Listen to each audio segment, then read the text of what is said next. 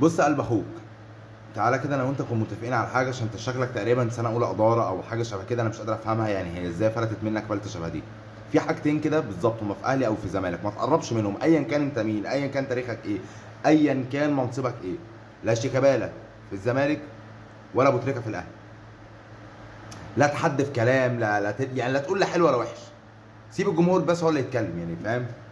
انت خلاص مسكت منصب اداري او بقيت لعيب في النادي ده او في النادي ده، مالكش دعوه بالاثنين دول. يعني لا تذكره بالخير ولا تذكره بالوحش، سيبهم. هو معلش بس يعني، هو في حد مثلا في مصر كله ايا كان هو مين، هو حمل الجمهور ده؟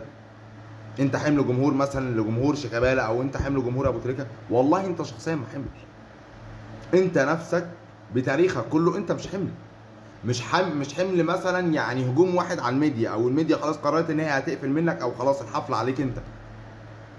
وانت عارف ان احنا جمهور زياط، يعني انت عارف احنا بطبعنا ان احنا يعني كجمهور مصري عموما ان احنا اكتر جمهور زياط في الكون. على اتفه الحاجه، على اتفه حاجات، ما بالك انت جاي تخبط في مين؟ زائد تصريحاتك غريبه النهارده على الاداره. تصريحاتك نفسها ملهاش اي محل من الاعراب، وملهاش اي 30,000 لازمه.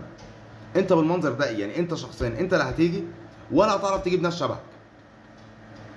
يعني انت تقول الحمد لله رب العالمين ان انت اساسا مكمل على الكرسي اللي انت قاعد عليه ده بعد التصريحات بتاعتك النهارده. واتمنى بامانه ان انت تتمنع خالص من انك تطلع ميديا تاني، او تطلع تمسك مايك، يعني فاهم؟ تمسك مايك حتى ولو بالغلط، لا.